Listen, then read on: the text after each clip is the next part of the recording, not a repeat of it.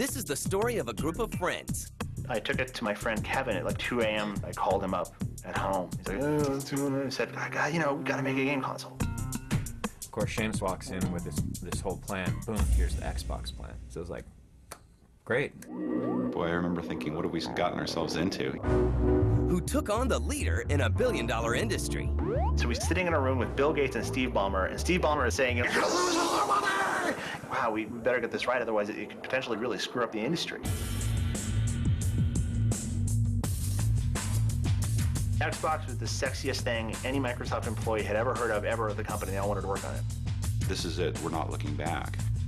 I'm waiting for my Xbox. This is the remarkable story of the Xbox.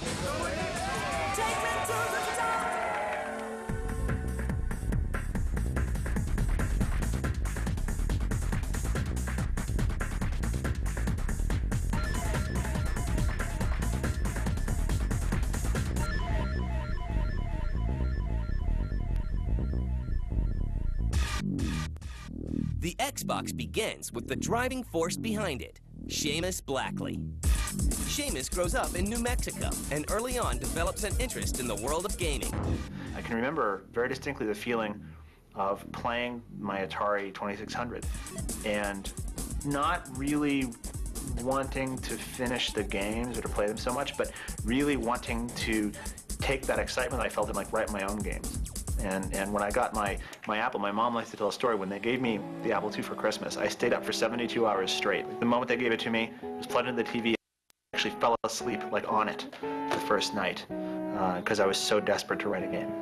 Despite his love for games, his career steers him into another direction.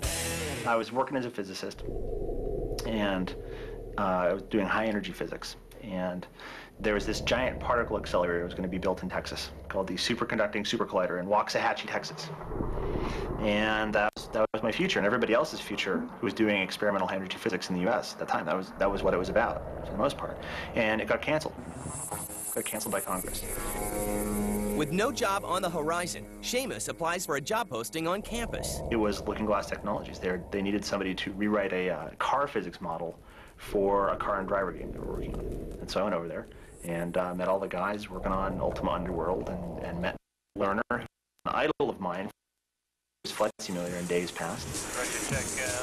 And started working on car physics, and that grew into the physics system and System Shock and AI stuff and Flight Unlimited and Underworld 2 and all that stuff. But new management flies into a completely different direction. So, these game guys, we're going to bring in a professional management team. And at the time I was saying, look, we need to do a combat version of Flight Unlimited. I really want to do that. And the management decided that instead they wanted to compete with Microsoft Flight Simulator. So I started looking for a job, and I eventually got recruited to go work at DreamWorks. At DreamWorks, Seamus goes to work on a game based on the smash hit movie Jurassic Park by Steven Spielberg. The future looks bright for Seamus, but there are storm clouds on the horizon. So there I did a bunch of stuff, culminating in working on Trespasser. Backhunter, quite vicious and quite intelligent. Screwed that up pretty well, and didn't do a lot of things that I know I want to do today. I can do this. Trespasser is released in 1998, and its flaws are obvious. Critics and fans are disappointed, and Seamus loses faith in himself. 8 left. After Trespasser, I got death threats. Heavier than I thought. There was a huge backlash. It was the very dawn of fan sites on the internet. It was the dawn of the sort of culture of first-person shooters, and everybody expected to be a shooter. 7, 6. First of all, they expected it to be finished, which it wasn't. But they expected it to be a shooter, and it wasn't. It was really different. So people were really pissed off. People really hated that game. There were some people who really loved it, and there were a lot of people who just hated it, and I figured that my career was over. It really did. It was an incredibly painful time. And a turning point. Seamus decides to make a change and heads north. And I thought I'd just go hide at Microsoft for a while. I chose a program manager job in the graphics division because I just wanted to get away from games. But he's not able to resist games for long. In 1999, Sony announces the release of their newest console, the PlayStation 2, and enterprising Seamus has an idea. Rumors of really this version of the PlayStation that it was going to kill PC graphics outright. And, you know, I've been doing 3D for a long time, and 3D on the PC is unstoppable. I mean, it's just continuously innovating back on its continuously progressing, and it just seemed ludicrous to me. It became clear to me that, you know, very few companies in the world could do something as bold as take on Sony, and Microsoft was one of them. That it became incredibly clear to the other guys that I talked to about it that we had an opportunity to make a game console which had the business potential of a game console, but had the tool support and the power for artists of the PC and of the sort of traditional offline rendering community. And that was really the spark. And at 35,000 feet in the air, Seamus is inspired. So, you know, one night, you know, for whatever reason, I was sitting on an airplane and you know, I got hit by cosmic radiation. And I wrote this thing up, and I took it to my friend Kevin at like 2 a.m. after I landed. I called him up at home. He's like, oh, I said, you know, we got to make a game console. Kevin Bacchus, a project manager at DirectX, sees the potential.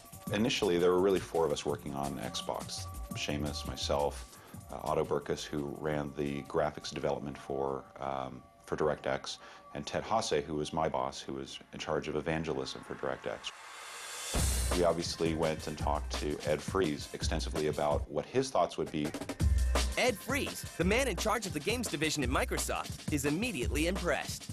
They approached me and said, hey, if we made this console, would you support us? Would you help us get it through upper management? And would you help make the games for us? They're pretty persuasive. They had a plan that I thought was pretty exciting. The group embarks on a crusade to bring the console to the masses. We had day jobs. We had stuff we were supposed to be doing, right? And we just weren't doing it, right? We were inviting ourselves to meetings. And we thought, God, you know, if they're making a device for the home, it has to be Xbox. It has to be this thing we're thinking of, which at the time we were calling the Direct Xbox, which is how it got the name Xbox. The group pushes the idea up through the ranks at Microsoft, eventually reaching the top. Mr. Bill Gates. The first time that we talked to Bill Gates about Xbox, I think he was immediately very taken by the opportunity, by the chance to create something that was technologically superior to anything that was out there, and really focused on a single task. Bill got it right away. I mean, Bill's a very sharp guy. So he became one of our biggest allies from the beginning. It was just awesome. It was the most awesome sort of, you know, support ever. And they just kept on pushing it. Bill Gates sends a memo endorsing the Xbox project. For Seamus, Kevin, and Ed, the moment of truth finally arrives. Wow, we better get this right, otherwise it could potentially really screw up the industry.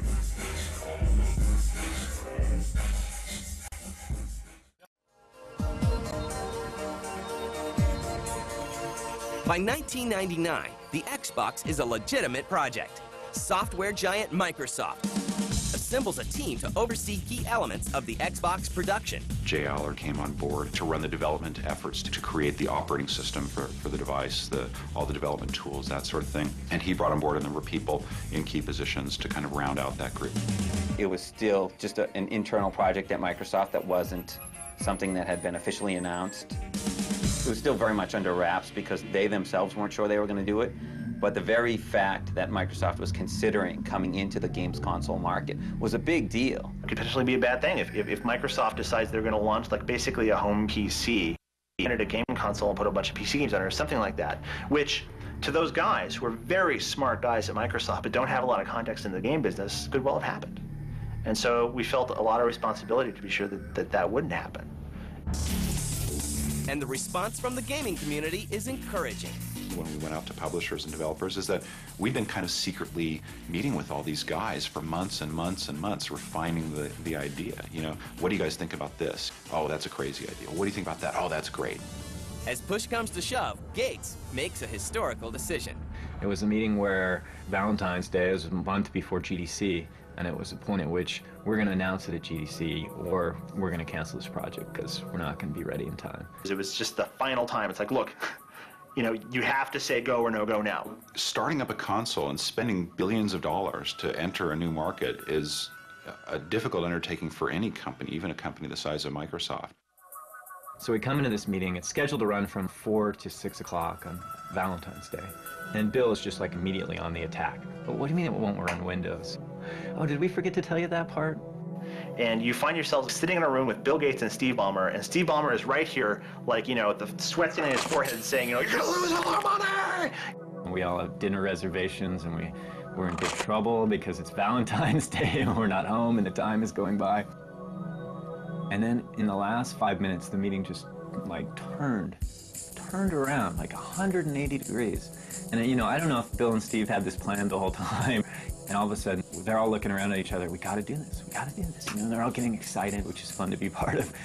In March of 2000, Bill Gates stands on stage at the Game Developers Conference and announces what many had already suspected. So I'm announcing the Xbox. The modest tagline here is the future of console gaming. This is a huge milestone for us. All they have to do now is accomplish everything they said they could. Boy, I remember thinking, what have we gotten ourselves into? You know, once the product was finally approved and there were absolutely no other reviews or approvals processes. Once Bill Gates and Steve Ballmer said, look, you know, this is it, we're not looking back, then the really hard work came in. Every assumption that we had, every plan had to be tested. And it was challenging. You have this giant company behind you, Microsoft behind you, right? You get Microsoft like going in a direction, you better be sure it's the right direction, right? So we started feeling like, wow, we better get this right, otherwise it could potentially really screw up the industry. There was a lot of skepticism about, you know, were we really serious about doing this? Was there ever even going to be a console? There was skepticism about whether we would be able to hit our launch date, whether the performance would be what we said it would be, whether it would in fact be easy to program. At every step along the way, there was a constant proving process. We had to show games very early because, you know, we needed to demonstrate what the game was going to be. We had to show that it wasn't a PC. You know, we built the system for developers. There is nobody out there who wouldn't tell you the NVIDIA chip was the hottest thing in the world. Nobody. All consoles are essentially computers. There's a processor, there's a graphics chip, there's an audio chip. All the things that you see in a PC are evident in a console, but they're very different. They're very focused on a very specific thing, on gaming. And sometimes it's not what's on the inside, but the outside that counts. In January 2001, the public gets its first look at the controller and industrial design of the Xbox. Of course, we didn't want the Xbox to look uncool. We wanted it to look powerful. We did a lot of design studies. One of the things that enthusiasts pressed was the controller. Some people didn't mind the fact that the original controller, which they called Duke, was bigger. But I think to a lot of the gamers, they just kind of felt that it was just a little too big. And they've subsequently gone with the S-type controller, which they developed for Japan, which was definitely a better. As the launch date approaches, Microsoft's marketing machine shifts into high gear. Microsoft faced this huge dilemma with how they were going to position themselves in the market. Do we brand it Xbox, but do we have Microsoft on the box? Do we use Bill Gates? Is Bill Gates liked by gamers? Isn't he? So I think they had a huge consumer marketing identity crisis that they sort of needed to address right away. Anticipation builds on November 12, 2001 in Times Square. I remember walking across the street from the WWF place over to the Toys R Us to get ready for the midnight thing. Bill was there and a couple other people, and Xbox is just everywhere. Up on the lights, every billboard in Times Square, all the big electronic signs, and there's Xbox here, Xbox there, and it was just, I don't know, it's one of those kind of surreal moments. At 12:01 a.m., Bill Gates presents the first Xbox to a customer who had been waiting for hours outside. And it's just one of those moments in your life that you're just glad to be part of. But Seamus has other things to worry about. Well, I was super nervous because I was going to propose to my wife that night. That was the thing I was really nervous about. And I had arranged for Bill Gates to hold my engagement ring, right? So he had my engagement ring in his pocket. And Bill had called me that afternoon and said, what if she says no? Do you have a backup plan in case she says no? And so I'm thinking, God, is she going to say no? Because I had no doubts up until that moment. I was like, oh, no. She'll probably say yes. It'll all be okay. Frankly, compared to that, the launch of the Xbox is almost anticlimactic. For me, the launch was all about getting on my knee and, having the most fabulous woman on earth say she'd marry me. Look at this moment. Look, I'm on fire. With a successful console launch and an engagement, Blackley has achieved everything he has hoped for. But the fate of the Xbox is far from certain.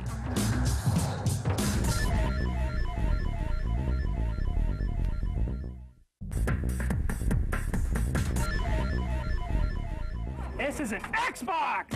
It is #1! Success. With the Xbox successfully launched in time for Christmas 2001, the future of the system now lies in the hands of the developers. Well, I think that the #1 thing that we wanted to achieve was for people who got an Xbox to just be blown away. Oh, nice! That has to be the ultimate goal, right? You know, we talked to the people in line in New York, and they were really excited about Xbox. The first Christmas, all the hardcore gamers are going to go out and they're going to buy it because they got it. It's new, it's exciting. There's a lot of press about it.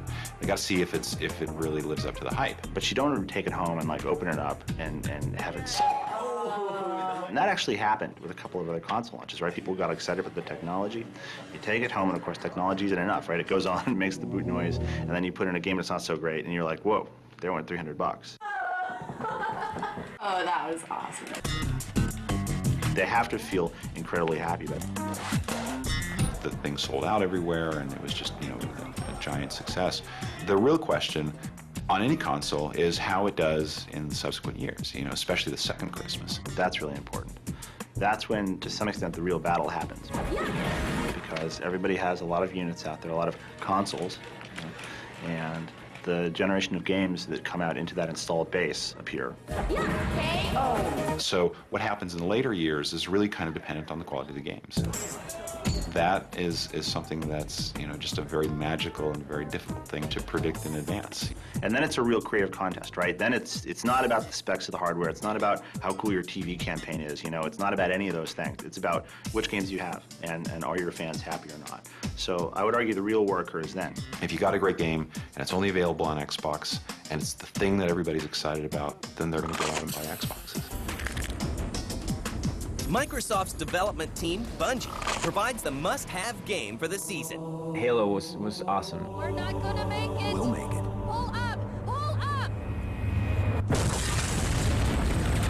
Played a lot of games in my life, and this is a game I could just sit and play and have a great time.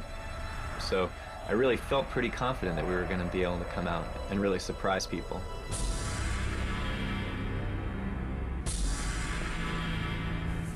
Despite fierce competition, Microsoft manages to sell 1.5 million consoles and nearly 5 million Xbox games by Christmas.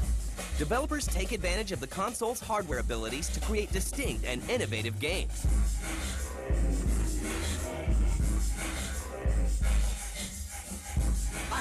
Camera!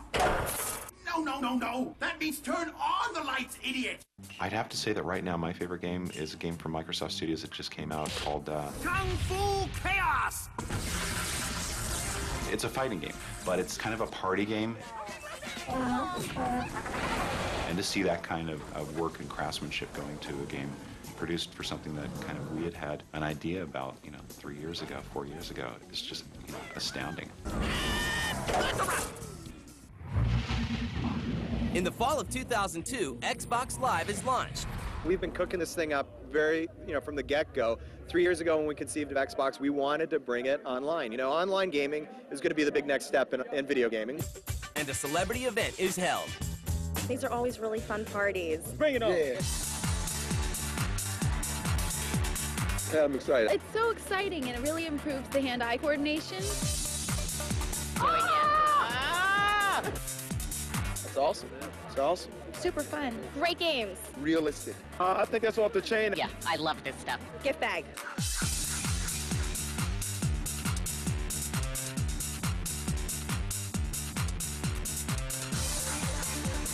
In my mind, I connect the dots thinking about Xbox.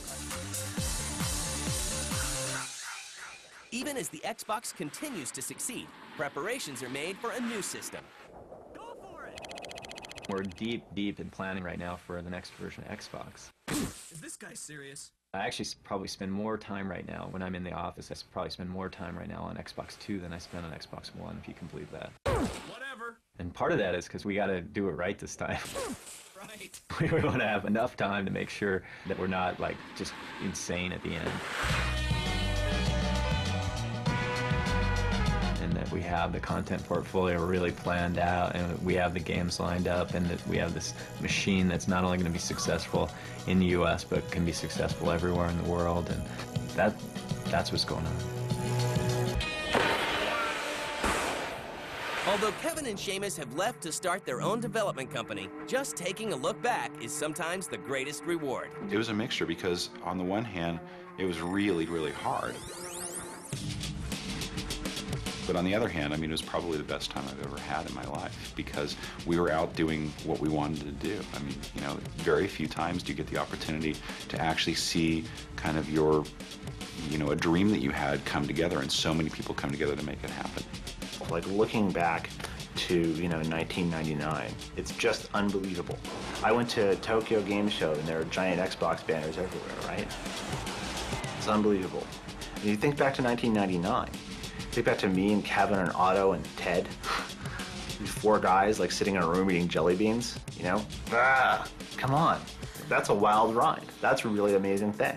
So I guess for me personally, there's that. I can't really hold it to an absolute scale because it's really emotional. So it's just, yes, it's nearly unbelievable.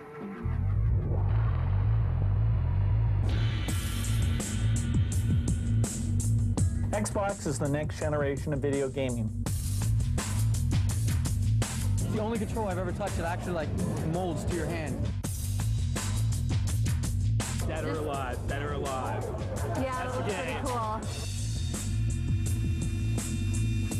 No, I let him play all the time. It keeps him home. It's awesome. It's the best console ever, man.